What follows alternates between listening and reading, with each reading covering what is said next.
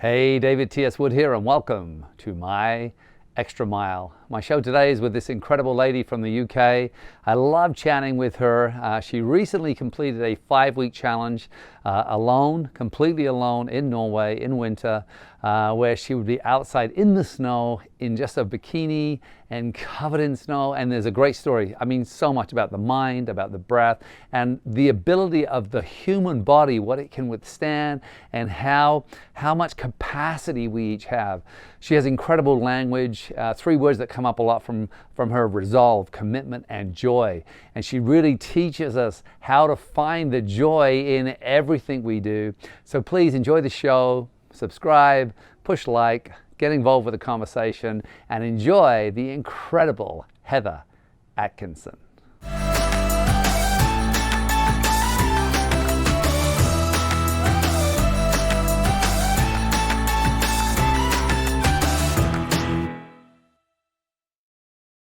So I'm so excited because I get to have a conversation with someone who I really, when I'm with her, a number of things occur. But one is I always feel my mouth turning up and smiling, but I always feel in the moment that I always feel this great sense of joy. And so I'm really excited to explore this with her. And so, Heather, hello. Hello, David. How are you? There you are. You're in England. Which part of England are you in? Right in the Midlands in Derbyshire, God's country. Yeah, you and I talked about that on the last time we were just chatting, and I told you that as a Boy Scout, I used to go and, I know that area really well. We used to camp there and we'd hike, like Mantor is one of the mountains there, right? Yep. But the caverns and there was just so much to do and see there. And when I think back to my childhood, like the parts I remember well, I think of the area you live. I mean, it really is God's country, right?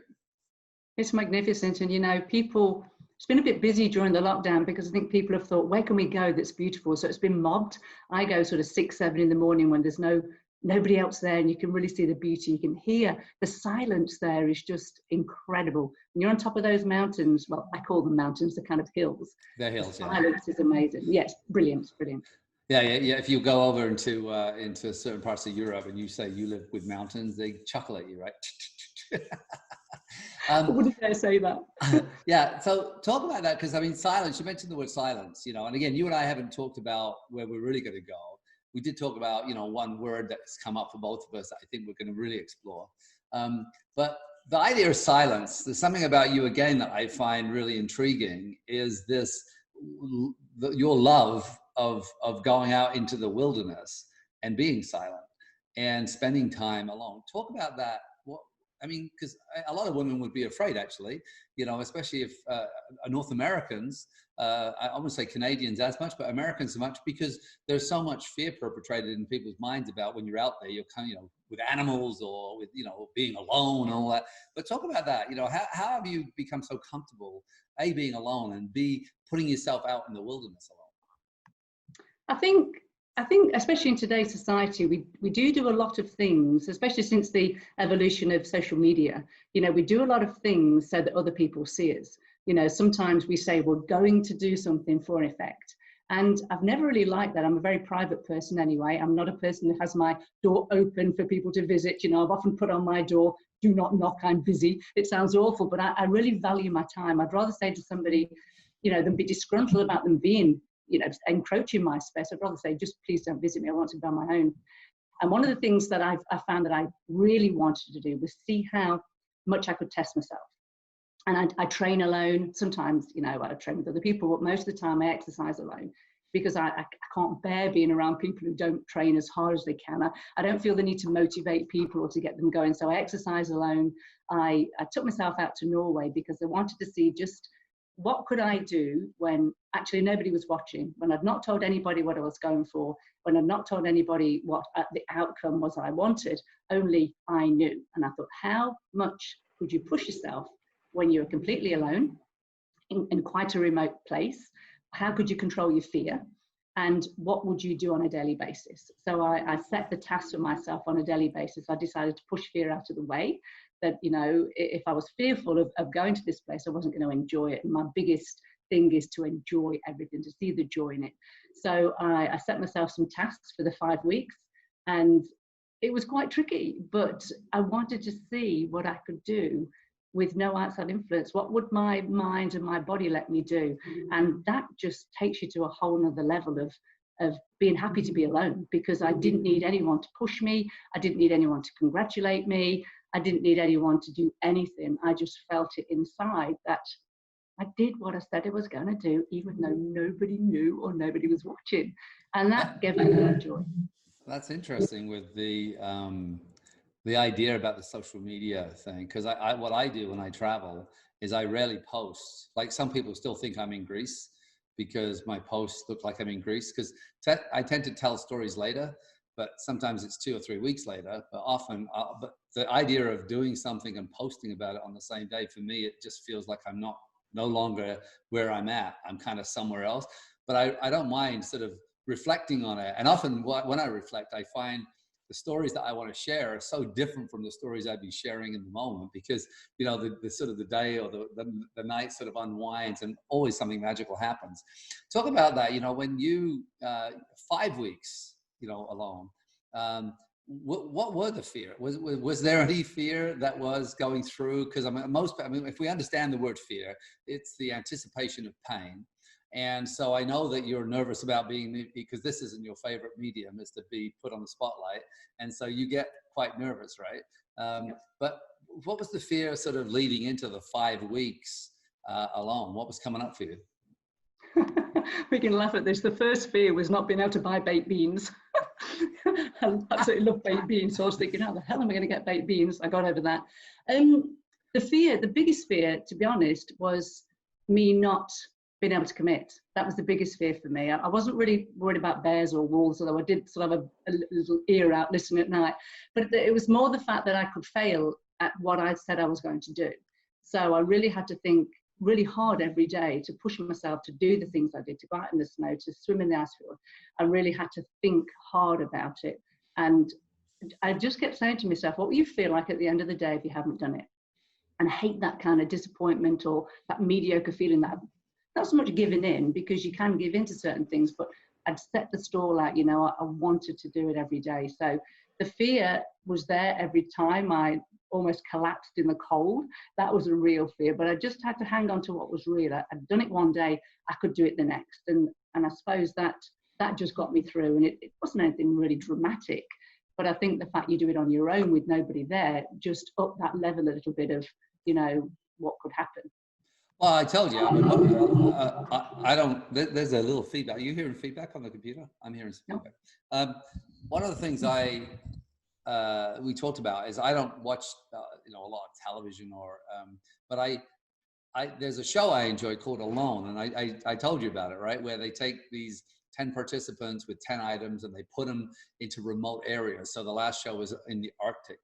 You know, and they have to sort of experience the onset of winter and the freezing of the ice and, you know, sustaining themselves. This one was over 100 days, completely alone.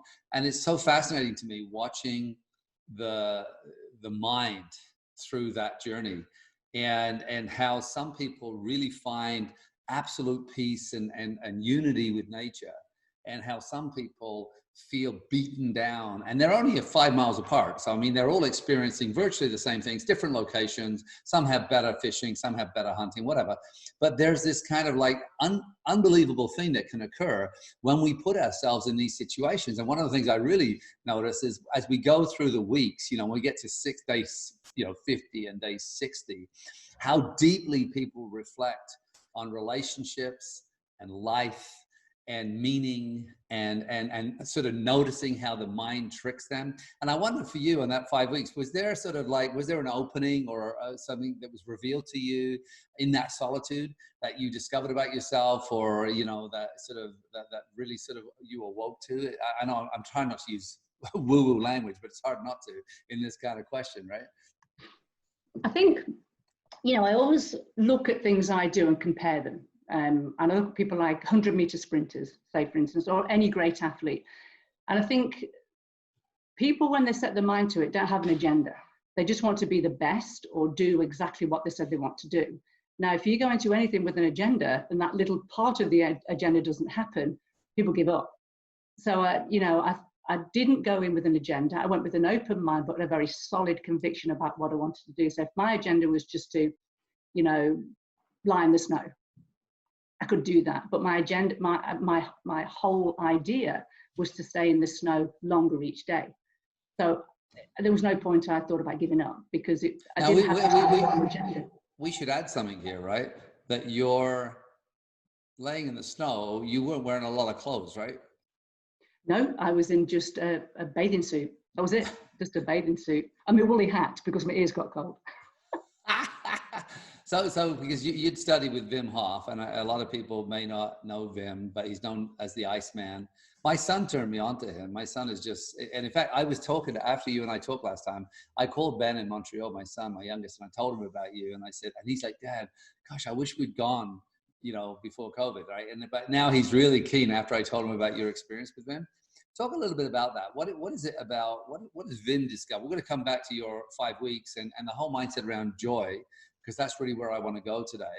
But I find the whole, you know, Wim Hof, there's this guy who, you know, arguably lives outside of the norm, but now has become so attractive. What he's learned about himself, his breathing, his body, his connection to nature, his ability for the body to withstand these freezing temperatures. What was that like? What was that like to sort of, when you first went there, and what did you discover with Wim? Well, I think Wim is such a goofy person. He's so non-politically correct. He doesn't, you know, he doesn't mince about his words. Any videos he's just always laced with sort of profanity, or, you know, he makes boo-boos on his videos all the time, and he brushes it off. He's got a fantastic voice that's very calming, and it's his ability to be not perfect and to make you believe that you can actually do. Well, he's an ordinary man, isn't he? He's no different from anybody else. He just decided that he was going to, you know, make a difference to people understanding their own threshold. And he does that in such a simple way, because he actually does it. You know, he does it on a daily, but he lives his truth. He doesn't, you know, lecture to people. He actually doesn't. He takes you the steps really, really slowly. And he's got such a calming voice, and he's got such a brilliant insight into the mind. And he's trained thousands and thousands and thousands of people. You feel really comfortable with him. You don't feel like you are at any point going to push yourself past what is sensible, although he can push you past what is sensible. And don't forget, I've only done his courses online because of, obviously, we're not allowed to go there now. But yeah, well, what you did though is you did them online, but then you also went and put it into practice. So it wasn't just, so when we hear you doing it online and then you living 5 weeks in Norway, putting yourself in the ice and laying in the snow. So you were actually taking the online component and then bringing it to real life on your own, which is quite a lot of people, you know, they'll do the online program and they'll take in the information, feeling like they've done it, but don't do the practice. So that information sort of is sitting in there, but it's never really been actualized. So what was that like? So here you are online and then you're doing it alone. That must have been, you know, I mean, if you're with them and you're with a bunch of students who are all doing it together, there's a feeling of safety in there. But when you're out there completely alone, how was that? That must have been a little nerve-wracking, wasn't it? Well, because I'm not an attention to detail person, there was a few fundamentals that I did forget, which I remembered when I almost fainted. You know, I forgot the basic principles. When you've been in -13 and you're lying in the snow and you're doing your breathing, and you're out there for, you know, a good length of time, it can be up to an hour sometimes, your body starts to respond to the cold. I suppose you're slowly dying really when you're that cold. So when you come inside, you have to acclimatize. And the first couple of days, I thought, stop that, I'm getting my coat on. You know, I was cold and I put my coat on. Boom, suddenly your temperature raises quickly. So, you know, there was a few little things that I did forget, but you learn a lesson very quickly. And I think because I'd done the work, you know, I would never encourage anybody to do what I do with not doing the work. I'd done the work with Wim for months, and I'd practiced it on my own for months as well to know that I could do it on my own. I was dedicated and I knew it enough to do it on my own. But it was joy in doing it far outweighed any of the fear. The joy in when I'd done it. I mean, you know, anybody who does anything that steps out the comfort zone, there's a feeling for a few minutes, isn't there? There's a feeling of elation. And I somehow managed to harness that elation that almost lasted me the whole day. And then the next day it was happening, I was doing it again. So, you know, I put snowshoes on to walk to the nearest shop. That was, you know, a long way away. I got these snowshoes on, and to come with my backpack on with my groceries for the day, and could only carry enough for me for the day. The joy was just intense, and I found myself, having more of a clear mind. I was, you know, singing along and whistling. It was just, a fantastic experience, and to carry that through with me to my everyday life is very powerful to me. Yeah, and that's going to be important. I keep getting this feedback every time I speak, but sorry if you're hearing this online, everyone. There's something going on with the microphone, but you know, with the being able to apply what we learn into real life. A lot of people come to programs, you know, I've done programs all over the world, and I'm always about the results, what happens afterwards. So I'm really interested to explore that. But I want to go back for those people that haven't heard of them. They don't understand. I mean, we sound like we're crazy people. You know, here you are outside in -13 in your bikini, right? Laying in the snow. And, you know, but this whole idea, what is the philosophy of Wim? What is it he, you know, fundamentally wants to teach us? And because I'm so fascinated about the brain and the body's ability to endure and to do the things that very few of us understand we can do. I mean, especially, again, I think of North American comforts, you know, and how we're all so comfortable and, you know, everything's set up for this extreme comfort. Yet, you know, what is it that Wim really wants people to understand about themselves, their mind, and their bodies? Well, I think he wants to help people get uncomfortable and know that they're not going to die. You know, I think he would believe that everybody lives inside the comfort zone as far as, like you said, the material things, the comfort things, the warmth.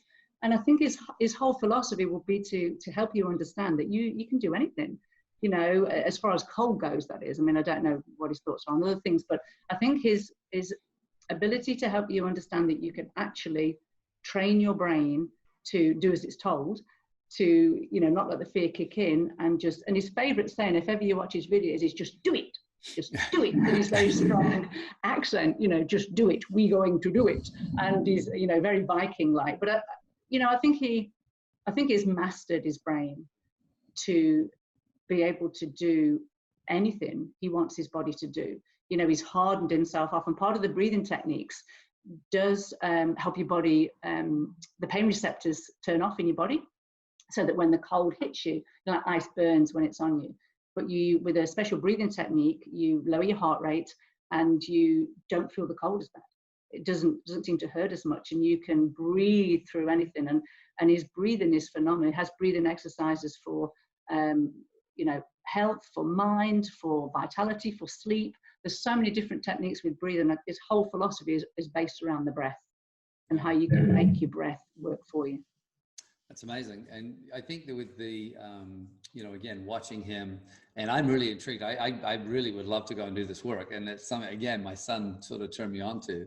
But because of the brain, and because, you know, a lot of the work I do, I like to put people in the uncomfortable zone, knowing that there's so much there. But, you know, when you see some of his challenges where he'll take a group of half naked, I mean, or a group of people in shoes and bikinis and hiking a mountain in kind of a blizzard conditions, minus, I don't know what it would be. What's the coldest that he would say the body can endure out there like that in those conditions? Is there a sort of a maximum? I don't think so, right? In his mind? I don't think so. According to Wim, I'm sure there wouldn't be. Whether he put other people through that, you know, what he considers the most extreme, or whether he'd do that himself, I don't know. No, I've not sort of looked at that, what level he would go to, but I wouldn't imagine he has any limits. No, exactly. So with that being said, then, you know, let's talk about, so here you are, you've gone on this online course, and then you go away for 5 weeks into Norway. Give us a sort of a look into just like one of the days, sort of how you lived in that sort of moment, you know, when you've taken yourself way outside, no one knows you're there, you haven't made it public, you haven't sort of, social media is not the reason you're doing this. This is something you're doing from an internal place for yourself, you know, and it's really about keeping a commitment to yourself, right? I mean, that's what I love about this. But talk about, and then this whole philosophy of joy, that you didn't want to just go in there and survive. You wanted to go in there and thrive and be completely there, alive in the moment. Just lead us through an average day so that we could go on that trip with you for a second. Okay, so an average day, bear in mind it was winter in Norway, so it's almost dark the whole of the day. But an average day, I'd wake up 7 o'clock. I would have a glass of water and I'd go outside in the snow straight away and put my bare feet in the snow and start to breathe. I put my bathers on. It was great. Didn't need to worry about clothes. Bathers straight on. Go out into the snow in the dark and just breathe. So you're starting to acclimatize. So you're doing the breathing, you get in the cold, and then I come back in. And I'd have my breakfast and then I'd wait till it was light again. I wanted to do it in the light so I could look at the sky. It was beautiful, crisp blue sky. I didn't want to do the actual challenge in the dark. So wait till it was light, and I got a little cabin that you could see all the forest and the snow where it was so deep. You step out and it's up to your chest. So, you've not got to find snow. It was incredible. And the crystal colors of it was almost like diamonds everywhere you looked. And of course, when I stepped out of the cabin, when I saw first light, you can see the footprints of all the animals that have been around the cabin at night. And what was that? I wanted to go and look. So then I'd go into the snow. I've got these little black gull shoes, I call them, because if you're freezing on your feet, you're not going to stay very long. So as I walked around the particular place, I did it in the forest and you could see the sky, and I just lie in the snow and I'd cover my whole body with my bathers in the snow, just cover my body in the snow. But I'd start to breathe and really, really breathe really deeply. And there's a point when you're doing certain breathing that you can reach a euphoric stage in your brain. It's where everything's tingling. You hold your breath. Everything is tingling. So your whole body's tingling. You get a ringing in your ears, and you almost feel, it sounds a bit silly, like you're going to pass out, but you're not. If you can just hold that breath a little bit longer and then take a deep breath out, and you don't feel any pain. You don't feel any pain on your body. You don't feel any pain of the snow, and you just breathe normally then. So when I'd done that for X amount of time, and I got a little, because I was on my own, I got a windowsill and I got a little watch there to time how long I was doing it. And then I got out of the snow and I did my own variation of a bit of Tai Chi, which was just some movements. How long could I stand in the horse stance for? I'm doing the horse stance as we're speaking. How long could I do that for? And what I wanted to feel every part of my body. What was my body feeling? What was my brain feeling? What was I seeing? What was I hearing? Total silence. Couldn't hear anything. And I wanted to take every ounce of that in. So when I'd done that, I just so proud of you. Well done, brilliant, you've done it again today. It was a feeling that I just, it's hard to explain, but it was one of, you could scream out loud with the amount of energy you got going through your blood because you were so excited about doing it. And then of course I'd eat, because I'm a massive eater. So I'd eat, and then I'd put my snowshoes on and take a different path up the mountain each day. And when I say mountain, they were mountains. Now I'm not talking I was with snow chains, and it wasn't that. It was safe. It was a particular part of the mountain you could walk.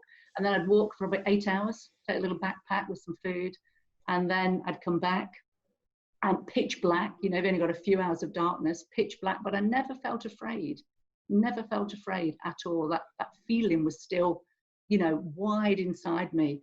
And I'd come back and I'd cook a big feast again. And then I'd read, and then go and do it all again the next day. I'd reflect. I wrote a journal every day. I reflect on my feelings and how I felt about what I was doing. Any good bit. I didn't really have any bad bits, if I was to be honest.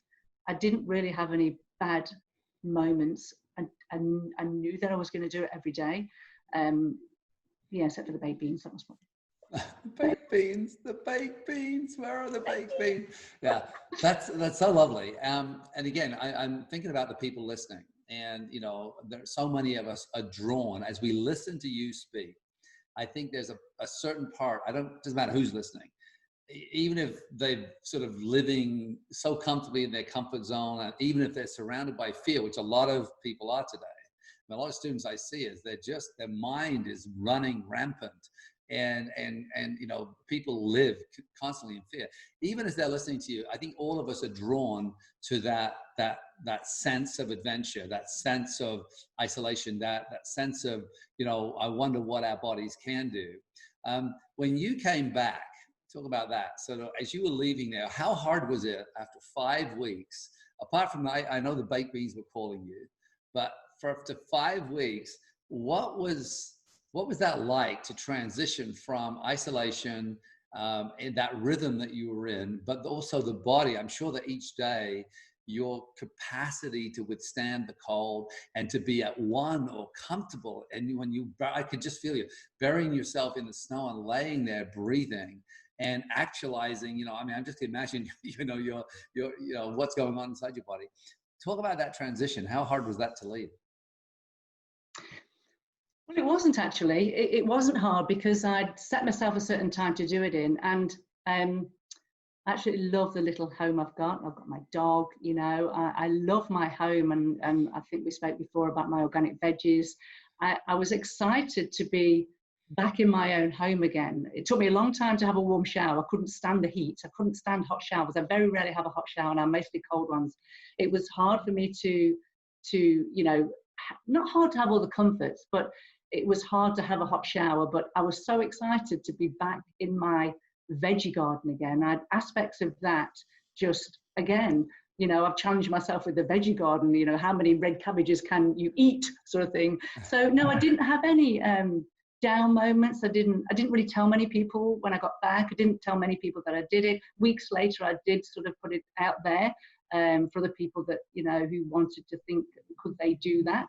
And if I very rarely post, but if I post anything, I always make a joke out of it. So I put a little video of me swimming in the snow. I did a bit of a pretend swim, for a laugh. But no, I settled back in brilliantly. It's never far from my mind though, every day, to make sure I just push a little bit. So I know I settled straight back in. I'm not a big people person anyway. I don't surround myself with a lot of people. So I didn't miss people when I was away, which a lot of people find that unusual. People say, did you miss your kids? Well, no, I didn't miss the kids. I know they're safe. We have a great relationship. We're very close. I don't really miss people or things. So whatever I'm doing is what I'm doing at that point in time, Well, we sound like we're the same person here, because a lot of people don't understand that about me. Is do you miss, like, the great question, do you miss your kids? No, no, I don't. I feel so close to them, but I don't. When I'm there, they're doing their thing, I'm doing my thing. I don't, that whole missing thing's not there. But so when you said you journal, and you reflect, coming back then as you move into, again, and I understand when I asked that question, as I asked it, I wondered, because I thought, yeah, you are so connected to your home. You gave me a little tour of your garden, and it's gorgeous, right? And you have that little woodshed at the end of your, little office at the end of your garden there. But it's a sanctuary again. And I think a lot of people who design their life well understand what you have created there. And I certainly do, because, for me, that's why I love being alone as well, is because I love the energy that I've created in the space that I live, or I love being outside the same way. But what was the reflection? What was some of the things you came back that you wanted to bring back with you? What was the realization after 5 weeks then? Gotta have to think about that one, because it's cemented for me that I do love my own company, and it's okay to like my own company. A lot of people think it's weird, but it's cemented for me that I could actually survive quite well alone. Of course, you do want to see your children, your family, of course, and we don't want to veggies and everything. But it's cemented for me what I already knew, that you can push past the boundaries of anything. There is nothing that I feel afraid to try. There's nothing I feel afraid to give a go. And when you say to people about being alone, it's my greatest time, because I actually quite like myself, to be honest. I know that sounds a bit weird, but I do quite like myself, and I quite like my own company. As much as I say I like being alone, I've got an abundance of friends. I've got masses of friends, but they all know, don't knock on my door unless you're invited. And that sounds awful, doesn't it? But I am a very welcoming, when I have people over, we have a fantastic time. But I have to pick those times so that my time is so precious. Every second is so precious. And yeah, that to me reminded me of how much I really enjoy that, and to continue to do that. Don't get sucked in to trying to fit in the way other people want you to think about getting together. I do have a challenge now. I'm going to show up at your house and knock on the door just to put you outside your comfort zone. See, that's what I love to do. So I want to talk about joy, because the reason we explored that is because you did it with joy, and you came home with joy, and joy has been sort of a theme. I asked you that, sort of, what's the that thing, that superpower that you have, and you have discovered and live in a joyful state. And I mean, there's obviously some fear that comes in, which occurs with, again, this kind of stuff. Me putting a spotlight on you or throwing you on stage, sometimes I can see that. But once you're there, you completely sort of, like now, you just sort of fall into it, right? But talk about that. When you sort of, when we think about joy and living with joy, what is that? You know, where did that come from for you? Because so many people get consumed by other things. Their minds are all over the place. But joy isn't always the central theme that I see in everyone's life. But I feel that about you. I mean, even when I first met you, I remember you walking by me and just, you know, that cheekiness you have as well. And I could feel it. It was like, oh, you know, that is one very, you know, it's almost like there's this thing you push out, which is joy. It feels that way. And I think it's very, very hard not to smile when I'm in front of you. And I've always discovered that, right? Even if you're correcting me in the gym. but talk a little bit about how did you discover joy, and what was the practice of you sort of really bringing it to sort of every moment of your life? Well, if we go back a little bit, and I never do pity parties. I don't. My favourite saying is "that was then and this is now." I grew up in a household that was quite tough, shall we say? You know, I watched my mum pass away, broke, addicted to everything, very unhappy and very unhealthy. But from an early age, I remember saying to myself, "I am never going to live like this." I mean, I'm talking very early age, very, very young. I'm never going to live like this. I'm never going to have that mindset that the little things bother me. You know, I never want to become that person that worries about the little things. And I left home when I was just over 17, and I travelled I travelled for 10 years. I had a combi van. I lived in a kibbutz. I drove a combi van all around. What kibbutz were you on? In Turkey, many years ago, in Turkey. Yeah. And I bought a camper van and travelled around Canada and America, and you know, and I remember thinking, I've always said to myself, "You're the luckiest person on the planet. How lucky are you?" And you know, life's changed over the last 10 years for me through business and some choices that I've made, but I've always felt the luckiest person on the planet. And there's a few words I say to myself every day: thank you for the resolve, thank you for the commitment, and thank you for the joy. They're the words I say to myself, because I think resolve comes into that. You can see something and really have a massive, you know, sort of sulk about it, or you can just get on with it. You know, I never allow myself to live in a problem or live in a situation that isn't working. And that was from a very young age. I had to break that spell from mum's a single parent, didn't know my dad. So I had to break that spell of that feeling of stress all the time around, you know, in that household. So, you know, I brought the kids up very different. My children, we often, when they were little, we'd go for midnight walks and feasts at 12 o'clock and then turn up for school late, you know, with an excuse of, you know, we stayed up late. So I've always seen the lighter side of everything. And most of my pals, I would say 100% of my pals, then there's a card that laughs at everything, you know, and being able to do that is my greatest gift to myself, I think, being able to see the joy and the wonder in anything. Everything. And I just hang on to that. And it's a very simple thing to do. It's really simple. I don't buy into the, well, look at what's happening in the world at the moment. You know, we don't have the conversations around it. We don't bring it into our home. I don't watch the news. I don't look at, you know, hearsay. I just live the best way I can. And having that outside influence doesn't work for me. So I have to just stay focused on it. And very easily now, I'm 58 nearly, so it's very easy to do it now. It's not a job for me to do it. It's it falls quite easily.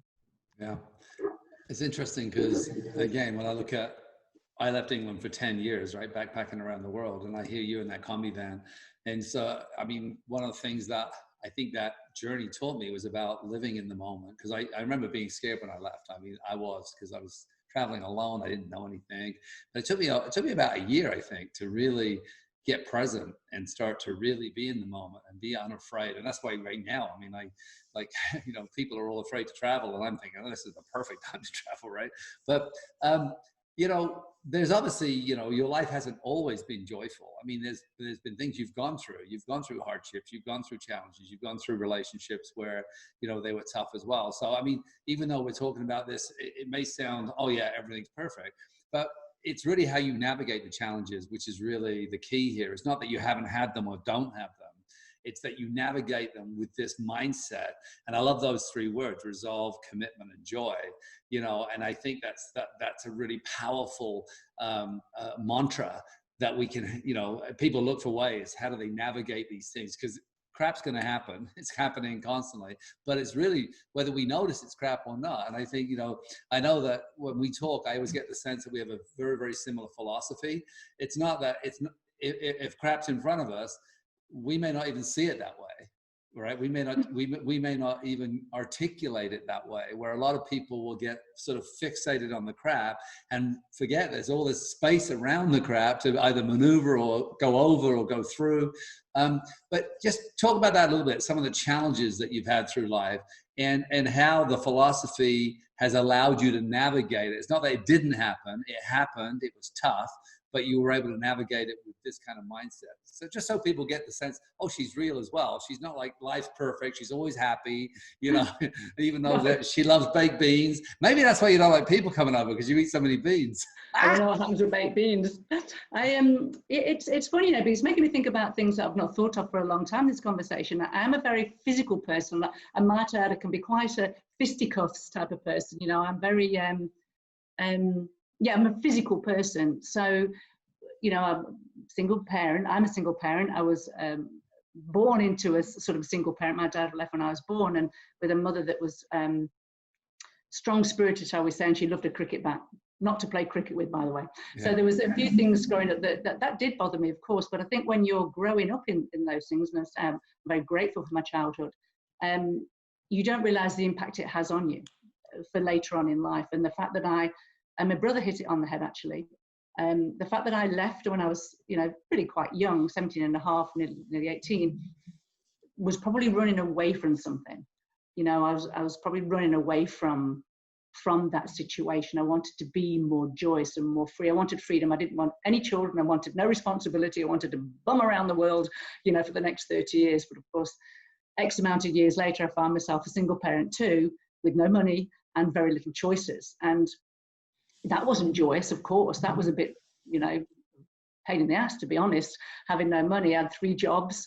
So there were times when I sort of did sometimes put my head in my hands and think, how are you going to get around this? But I think resolve, you build resolve. And I've never said, how do I get around this? I also, I am going to do this. I am going to change this.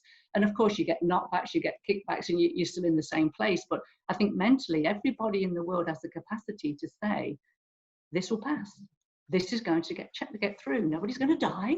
I'm a great believer in that. You're not going to die from this.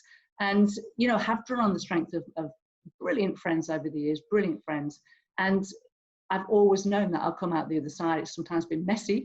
I would have loved to have stayed married to the right person for the whole of my life. I didn't want that for my children, not to have that lovely family unit that I didn't have. I mean, I suppose I'm imagining it that would be lovely. I'm sure there's lots of happy marriages that aren't lovely. But I think just knowing that no matter what happens, and I always used to say to myself, and I've only just remembered this, my kids will always love me. No matter what I do today, they will always love me. No matter what happens, my kids will always love me. And that got me through a lot of stuff as well, knowing that they would always love me no matter what. There's a real theme here. Well, there's a couple of things. One is how similar our lives are. We were born in the same country at the same era. And, my mother didn't have a cricket bat. It was a wooden clothes brush. And it was like this, but she used to call it Wacky Joe. But we'd have to go and get it for her. And we knew that, and we'd always take a long time to try and find it. And it was like, and when we came back, this was her choice. But what comes up for me as I listen to you, Heather, which is so refreshing, is how much of the joy comes from the language that you have very refined language and very, very intentional language.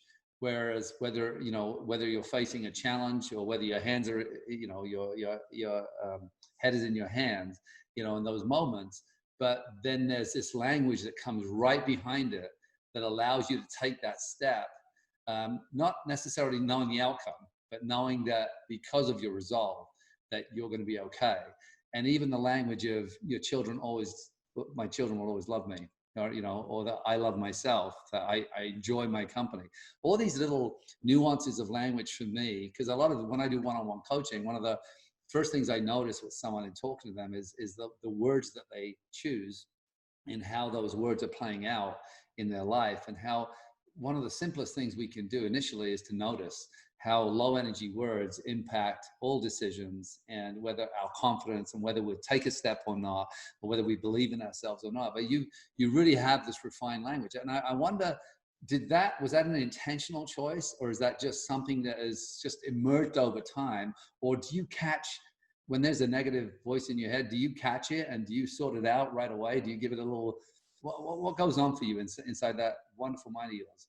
What about wonderful? It sometimes is a bit balmy in there. Sometimes there's a lot of bit of conflict going on. That's what makes you wonderful. I mean, if you weren't a little balmy, I wouldn't like you so much. It is a lot balmy. I'm not holier than thou. You know, I do have negative thoughts, of course, you know, but I never share them. I don't pass them on. I stop the party right there, you know, if there's a negative thing happening. And I always try to see where it came from. You know, I'm not a guru in any way, shape or form. I've not done much personal development. You know, I don't think of myself like that. But in just a very simple, plain language that anyone can do is what's going to happen if you carry on thinking this way? What's your day going to be like? Can you nip it in the bud? Can you do? One of the things that I do is I train very hard.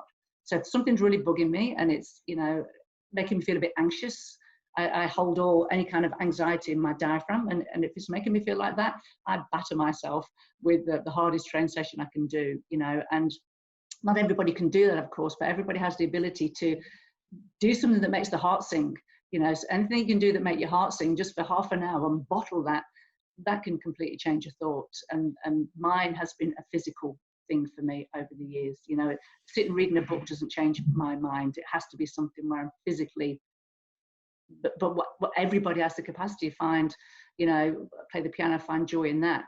So I always, if people are feeling a bit low, I said, what really makes your heart sing? And you know, the sad thing, a lot of people don't know what makes the heart sing, David, and that really bothers me.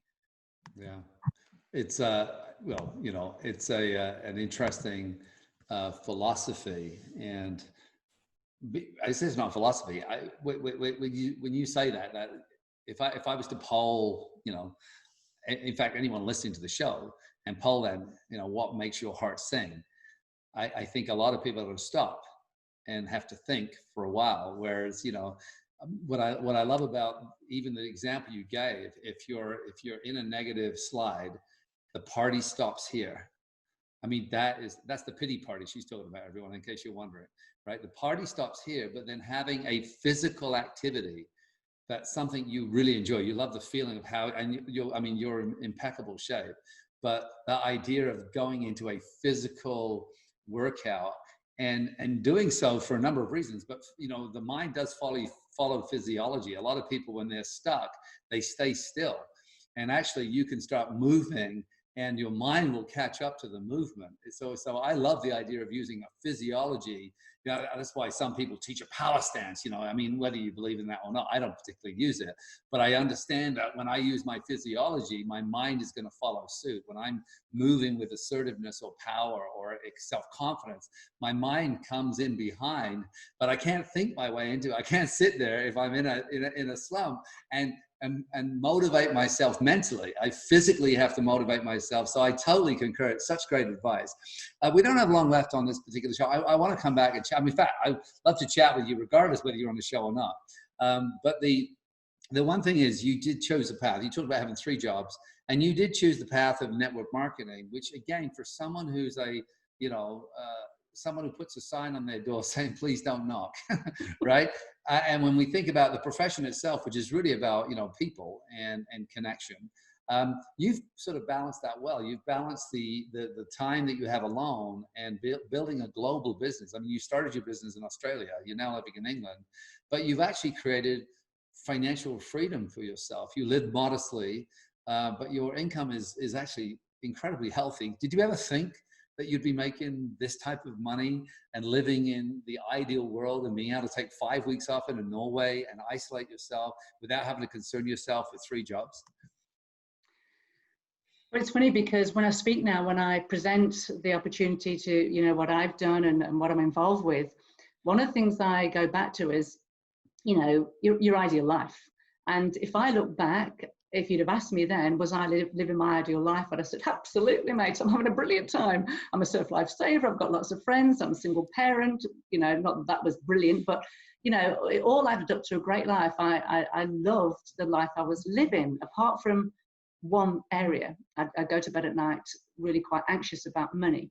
You know, I'd watch my mum pass away. That was never really far from my mind. And one of the things that I was always fearful of was history repeating itself.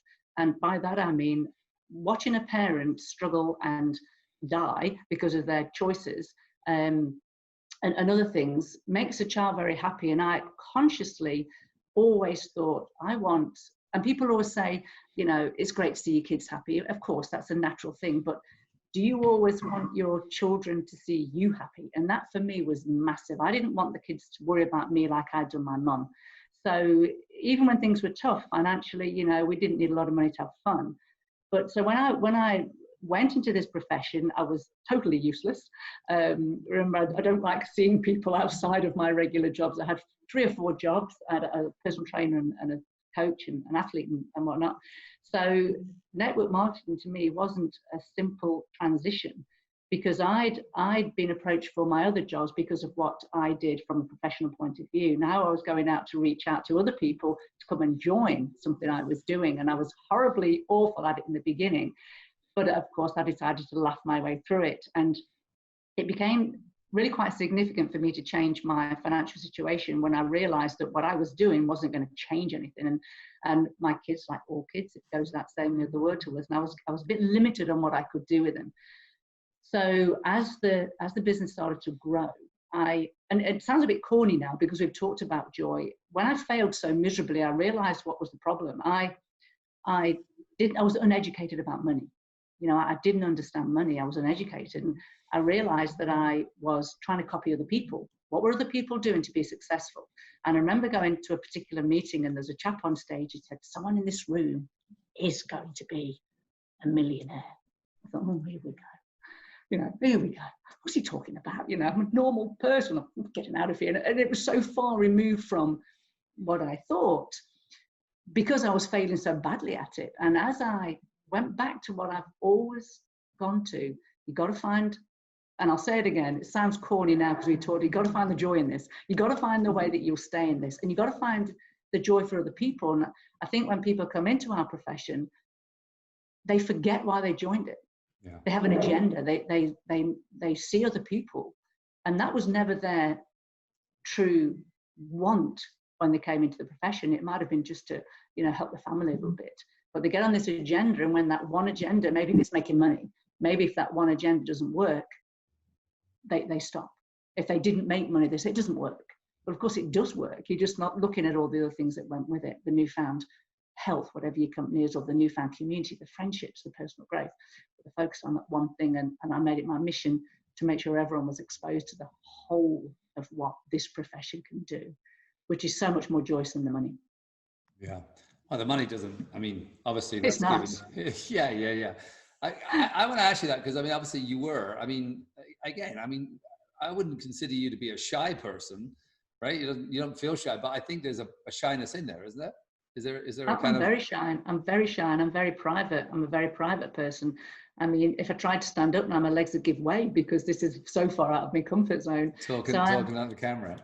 Talking at the camera, yeah, absolutely, yeah. And I know I pull goofy faces and all sorts of funny things. So it's very hard for me to do that. So yeah, I am very shy. How many years have you been in a network marketer? Well, about 12 years ago, I aligned myself with the company as a product user. Too busy to do the business. Didn't think I could even do the business. I was very uneducated, as I said, about money. I'd come from a poor background. I thought money went to money, all those old sayings we have. So running a network marketing business properly, probably 8 years. 8. And how long was it before you started to feel that you really understood? I mean, do you feel today after 8 years? Because some people, you know, the idea of becoming a professional network marketer, which I really love the idea of the profession. And, you know, you're such a straight shooter. If I say this, tell me if I'm full of crap, right? The kindest, the most helpful, genuine, you know, caring, giving, people who contribute the most, people who are the most adventurous. I mean, most of those people, I say, when all the friends I have inside and outside this profession, but a lot of the people in this profession really are the people who I look to say, you know, they really lead these, you know, lives of contribution and happiness. And not when they start out, a lot of them don't start out that way. But as they journey through it and as they start to really focus on contribution and helping others and helping grow other people, there seems to be this transmission of, and not in everyone, I mean, obviously we still have some assholes, right? But the idea is that there's definitely, for me, some of the most beautiful, kind, genuine, you know, loving people I know are in this profession. I mean, would you say that's been your experience as well? Absolutely, and I'll say one thing: the assholes don't stay long. They go somewhere else and be an asshole because they really can't be around that kind of positivity. And absolutely, and I think one of the things that is attributed to is the fact that to grow a network marketing business, you've got to have some balls. I think you've got to be prepared to fail and look silly. And the wonderful thing about network marketing, you can be as silly as you can be, and you can fail, but you still get paid. I mean, that's got to be the greatest gift of all. But I think because you go through those certain stages and you gather so many friends and comrades, brothers in arms, if you like, that you're all doing this thing together, you form a bond that you know will never be broken. And I've got some of the greatest friends in network marketing that will be my friends for the rest of my life. I've got great friends outside of network marketing too that support me and cheer me on. So I think if, you know, I do hear some things, you know, people say about network marketing, but if your friends don't want to join it, they're not really friends. And I find that hilarious. You know, I don't want to be a plumber, but I'm not going to ditch all my plumbing friends. You know, it's a profession, and we master the skills. I've worked harder this last 3 years in this profession than I've ever worked in my life, because it becomes a joy to me to see the joy in others. I've not grown the quickest business, but I would hazard a guess I've grown one of the happiest communities inside of this profession. Because there's definitely that reflection of who you are again, and you see that in a team, right? You see it or any company, you know. In fact, you know, I remember there's an airline, I won't use their name, but there's one particular airline that flies out of our small town here, which I never like flying because the energy of, it seems like every single person, especially like just as you're checking in, I've watched them turn people away who are 4 minutes late, you know, for the check-in time and stuff like that. And then I was thinking, I wonder what the bosses are like, because there must be some, you know, really bad boss somewhere that's sort of permeating down through the flight attendants and the pilots, and everyone seems to be just, you know, really unhelpful and quite negative. So I just don't like flying that airline. I'd rather actually take 2 other stops and go, you know, around than go through that airline. And then one day one of the senior executives came on my island. I was doing an event there, and he just happened to show up there with his wife.